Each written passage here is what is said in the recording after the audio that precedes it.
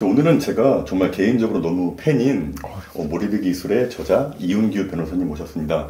간단하게 자기소개 부탁드릴게요. 네, 여러분 안녕하세요. 이윤규 변호사입니다. 처음 뵙겠습니다. 저는 이제 현재 변호사의 일도 하고 있는데요. 예전에 사법시험을 준비할 때 공부법으로 9개월 만에 합격할 수 있는 운이 굉장히 좋았었는데, 제가 이제 클라이언트 분들의 법률 지식으로 도와드리는 부분도 저의 장기라고 할 수 있지만은, 그때 제가 습득했던 공부법, 이걸 가지고 이제 꿈을 이루고 싶어하는 학생분들 돕는 것도 저의 사명으로 생각해서 일을 하고 있습니다. 대한민국에 사기 범죄가 굉장히 많잖아요. 혹시 사기꾼들을 미리 좀 알아볼 수 있고 사기를 안 당하는 노하우가 있을까요? 뭐 사실 변호사도 변호사 상대로 사기치고 막 이런 경우가 있고 그러기 때문에 끊임없이 의심하는 거밖에 없죠. 사기꾼들 같은 경우는 여러 가지 수법들이 있습니다만은 푸디너도라는 전략이 가장 많이 있습니다. 그게 뭐냐면요, 처음에 내가 어느 집에 들어가고 싶을 때 몸을 통째로 그 집에 집어넣는 게 아니라 처음에는 발 집어넣고 다리 집어넣고 팔 집어넣고 몸 집어넣고 몸이 들어가는 수법을 쓰거든요.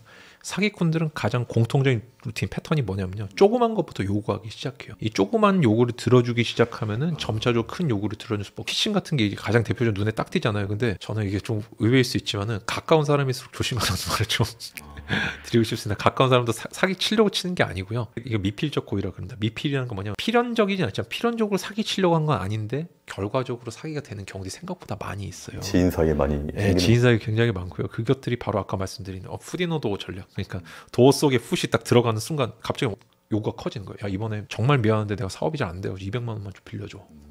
사기 사건 최근 한 것도 다 뭔지 아세요? 연인, 친구, 동업. 그래서 저는 사실 사기를 당하고 안 당하는 그 사람의 노하우, 개인적인 경험의 차이가 크지만은 저는 그것보다 구조를 안 만드는 게 너무 중요하다.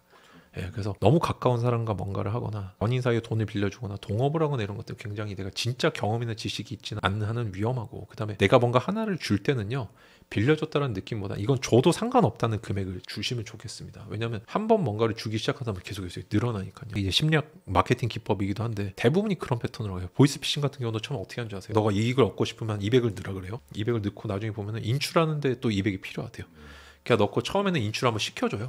시켜주고 처음에 이제 맛을 보여줘야 되잖아요. 그 다음에 이번에 또 베팅이 좀 잘 되는데 다 불법 사이트인 식으로 하거든요. 어쨌든 그런 사이트에서 또 점차 이제 금액을 키워나가는 거죠. 조금씩 밀어넣는 거예요. 200, 300, 400 그러다가 나중에 한 5천 되잖아요. 그러면은 5천을 다시 가입금을 해야만 5천을 받을 수 있다면 1억을 이제 넘기게 되는 거죠.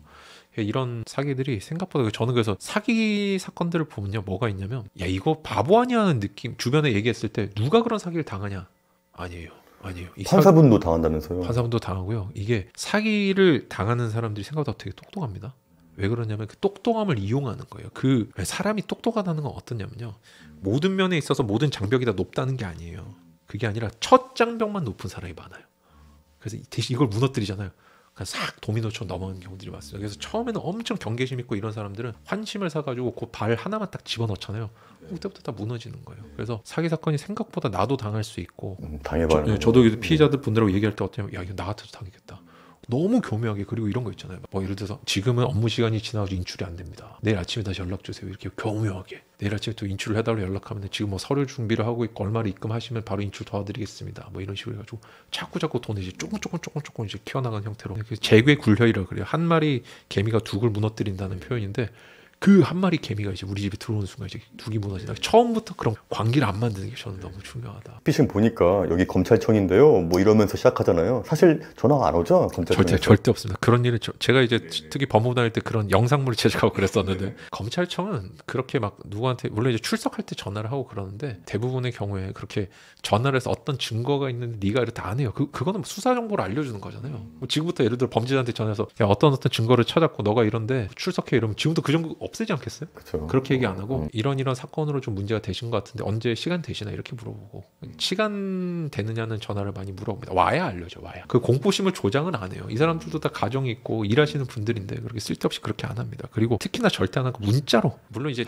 제가 예를 들어서 검찰청에 미리 연락을 해가지고 경찰서나, 저는 정말로 시간 조율이 어려우니까 한번 봤던 분인데 문자로 좀 해주시면 좋겠습니다. 이런 경우를 제외하고 처음부터 갑자기 문자 딱 와가지고 어디 검찰청인데 어디로 뭐 몇 시까지 와주고 이런 건 없어요. 그 다음에 또 수사기관이 돈을 요구하거나 이런 건 절대로 없습니다. 그리고 뭐 긴급하게 뭐 압류했는데 당신 통장이 나오고 이런 것들도 없고 그러면은 다 만약에 진짜 그런 사태가 있고 한다면 진짜 뭐 압류가 어디 되고 막 계좌가 정지되고 이래야겠지만은 그래서 그럴 때는 근데 사람은 되게 당황하게 돼 있어요. 그래서 판단을 바로 하지 마시고 그럴 때는 대부분의 법률 사건 같은 경우는 물론 보이스피싱을 내가 당하는 경우는 진짜 신속한 게 너무 중요해요. 계좌 정지를 바로 해야 되는데 대부분의 경우의 사건들은 시간이 지난다고 해서 엄청나게 악화되고 그렇지 않아요. 내가 오늘 경찰서 전화를 한번 안 받거나 검찰에서 온 전화를 안 받았다고 해서 막 내일 갑자기 막 체포되고 이런 일은 없어요. 그래서 다 시간적인 여유가 있기 때문에 반드시 전문가의 상담. 그 변호사 상담을 받으시라는 뜻이 아니라 법무사도 괜찮고 뭐 아니면 주변에 법률 지식이 많은 분도 좋고 네이버 지식인도 좋고 많잖아요. 근데 최소한도 내가 판단하는 거는 정말로 위험하다. 왜냐하면 사람은 판단이라는 게 합리가 마비되는 순간이 있어요. 제한적으로 합리성을 발휘하는 순간인데 그게 바로 심리적 감정적 요동을 칠 때입니다. 이때 판단은 무조건 망하는 거예요. 누군가에게 돈 요구를 받았는데 가까운 사람이라든지 아니 경찰서나 검찰에서 출석을 하라고 그러는데 그때 움직이시면 안 돼요. 그때는 차분하게 주변 사람한테 뭐든지 도움을 조금 구하셔야만 내가 쓸데없는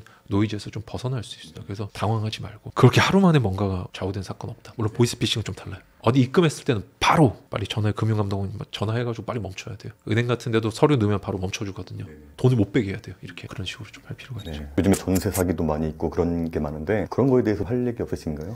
일단 최소한도로 저희가 좀 알아야 되는 건 뭐냐면요. 우리가 이제 중개사분들 이제 다들 훌륭하시고 책임감 있게 하시지만은 내 인생이 걸린 거기 때문에 검토해보는 습관이 필요하거든요. 등기부 같은 거를 내가 뗄 수가 있어요. 인터넷에 그렇게 돈이 많이 들지 않습니다. 300원인가 그랬던 것 같은데 이제 그걸 한번 떼보시면요. 최신 걸로 떼보는데 가끔 가다 보면은 조금 옛날 등기부를 갖고 보시는 경우도 있고 그 며칠 사이에 달라질 수 있거든요. 그래서 계약하는 당일과 그 다음날 등기부를 두 번 다 떼보셔야 돼요. 왜냐면 우리나라 법 중에 뭐가 있냐, 우리가 예를 들어 임대차 할 때 그 다음에 또 주민등록 전입신고 안 하시는 분들 되게 많거든요.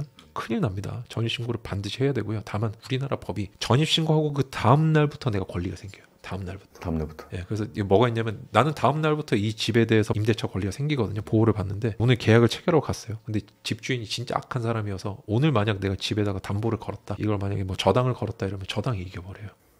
이런 사태가 발생하기 때문에 그래서 당일뿐만이고 그 다음날까지 등기부를 떼보는 습관을 좀 가져주시면 좋겠고 그 다음에 등기부에 보면은 맨 마지막에 등기부가 총 이제 크게 나누면 3장 돼요. 표제부, 갑구, 율구라 돼 있는데 중간에 갑구라는 게 있어. 소유권이라고 써 있는 게 있는데 거기 마지막에 사람 이름이 있습니다. 이 사람이 소유자예요. 그래서 그거랑 오늘 나온 사람이 주민등록증을 비교를 해봐야 돼요. 일치하는지. 자기 집을 도대체 빌려주는 건지 가끔 가다 보면 자기 집이 아닌데 제가 최근에도 그런 사건 했거든요. 장인 집이다. 근데 나중에 알고 보니까 이 사람 연락도 안 되고 이런 경우들 있고 막 그래요. 그래서 속으시면 안 되고 그다음 나머지는 되게 복잡하고 어려운 문제들이 많이 존재하지만 최소한도 하셔야 되는 거는 일단은 아까 말씀드렸던 주민등록 전입 신고 미리 등기부랑 좀 맞춰보는 게 일단 무조건 필요합니다. 그 다음에 또 하나가 있는 게 내가 시세 같은 걸 봤을 때 주변보다 되게 막 낮게 되는 경우가 있어요. 그럴 때는 절대 혼자 판단하지 마시고 이건 어느 정도 느낌이냐면요. 내가 오늘부터 막 자꾸 자는데 신물이 올라오고 소화가 안 되고 살이 쭉쭉 빠지고 눈에 황달이 생겼는데 내가 알아서 진단하고 처방한 거 똑같습니다. 이때는 무조건 법률 상담을 받으셔야 됩니다. 그래서 우리가 뭐 법원에 1층에 가시면은 지역마다 좀 다르지만 무료 법률 상담 해주시는 분들이 있어요. 변호사님. 법원마다 있나요? 네, 법원마다 있습니다. 법원에 또 상담해 주는 것도 있고 그다음에 법률구조공단이라는 데가 있습니다. 거기는 이제 소득 요건이 좀 안 되시거나 그런 분들도 공짜로 국가에서 도와주는 기관이에요. 그런데 제발 찾아가셔가지고 제가 뭐 변호사가 사실 나와서 상담받으라 그러면 장사하는 느낌이 들지만 그게 아니라 내가 암을 어떻게 치료하겠어요. 근데 국민들은 일반 사람들은 어떠냐면 모르고 지나가요. 암 말기쯤에 찾아오는 경우가 되게 많은데 건강검진 받듯이 그런 법률 상담 서비스 같은 거를 내가 이때부터 좀 교활하게 해야 돼요. 내가 공짜로 해주는 분 잘하는 분도 있단 말이에요. 평소에 그런 관심들을 가져야 됩니다. 근데 어렵긴 하죠. 건강검진도 제대로 안 받는데 무슨 법률 건강검진 누가 받겠어요. 근데 내가 그런 위험성이 있는 상황이다. 특히나 지금처럼 막 봤는데 주변보다 시세가 낮은 걸 갑자기 중개사에서 좋은 매물이라고 얘기를 한다 이럴 때는 의심을 많이 해볼 필요가 있습니다. 제가 한 번은 친구를 한번 지방에서 올라온 친구인데 자기가 방을 계약을 하기로 했다. 그래서 저는 이제 변호사니까 그래? 그럼 내가 한번 가줄게 이렇게 중개사무소 갔어요. 계약을 한대요. 갔더니 저당이나 이런 게 하나도 없어요. 저당 없고 그래서 깨끗한 집이구나라고 생각했는데 저는 이제 다 보잖아요. 중개사님이 저당도 없다고 그런데 앞에 보니까 가등기라는 게 있거든요. 가등기가 뭐냐면 집 전체가 저당이라는 뜻이 3개를 조심해야 돼요. 가처분, 가등기, 가압류. 이게 붙어있는 집은 절대로 가면 안 됩니다. 등기부를 딱 뗐는데 가 머시기가 붙어있다. 가등기, 가처분, 가압류 또는 압류, 근저당. 그래서 기억자가 들어간 애들이 많아서 조심해야 돼요. 근저당, 가압류, 가처분 이런 게 있으면 진짜 위험하다는 뜻이에요. 이 집은 알고 보니까 가등기가 있는 집인데 아니 제가 느낌이 싸잖아. 너무 싼 거예요. 이게 지금까지 광진구였는데 주변 시세보다 2천이 싼 거예요. 아니 2천이 어떻게 쌀 수가 있냐. 내가 한번 가서 봐주겠다는데 역시나 이유가 있었던 거예요. 가등기가 걸려있는 집. 전세 계약이었나요? 네, 전세 계약. 그래서 이 친구도 막 8천짜리 원래 이제 주변 시세는 뭐 1억인데 자기가 이제 모든 돈을 다 끌어모아서 8천 그래서 야, 이거는 너무 위험하다. 리스크가 큰 것 같다. 그리고 8천이고 이러면은 보호를 좀 못 받는 게 있어요. 우리가 이제 서울권 같은 경우는 훨씬 금액이 적어야 이제 최우선 순위로 경매할 때 받고 이런 게 있는데, 근데 이 친구는 보호는 하나도 못 받는데 위험한 집을 들어갈 뻔한 거죠. 근데 그게 중개사님도 실수할 때가 있고 그렇거든요. 등기부 뗐을 때 기억자 들어간 게 많으면 피하는 게 좋다. 결국 그 친구분은 계약했나요? 딴 데 했어요. 딴데 당했겠죠. 그래서 저보고 이제 중개사님 화가 나죠. 그래서 니 뭐 하는 애냐고 물어보더라고요. 그래서 제가 명함 들고 나왔어요. 저도 법 조금 안다. 저도 법 조금 안다. 이런 사람이고. 가만히 계시죠 이제. 그래서 저는 처음에 안 말했죠. 왜냐면 제가 거기 가서 유세 떠는 거 같잖아요. 내가 변호사인데 이러면 무시하는 거 같고 막 그렇잖아. 너 법 아냐 이렇게 되잖아. 근데 친구가 피해보면 안 되니까. 이 가등기가 걸려있는 집은 이건 어떻게 되냐면 경매하는 순간 날아가는 거예요. 이 집은. 그래서 전세할 때는 등기부 떼서 기억자 많이 들어가는데 피할 거. 그다음에 소유권자가 너무 많이 바뀌거나 은행이 너무 많이 들어간 데가 있어요. 각종 은행들이 저당을 막 갖고 있는 경우들. 그다음 소유자가 막 지분이 막 나눠져서 합쳐지고 막 이런 집들이 있어요. 그다음에 공유인 집들 들어가면 또 굉장히 위험합니다. 82분의 막 6 뭐 이런 집들 다 흩어져가지고 누구 공유 이러면 사실 공유라는 건요 과반수 이상이 합의했을 때만 그 집 쓸 수 있는 거거든요. 나머지 사람이 합의했는지 모르는데 이 사람이 자기는 합의 얻었대요. 근데 합의서가 없어요. 그런 집 나중에 쫓겨나요. 그래서 가급적 깔끔한 집들이 있어요. 깔끔한 집들 위주로 들어가시는 게 좋고 시세가 낮을 때는 뭔가 하여튼 위험하다. 그래서 그런 세상에 공짜가 없다.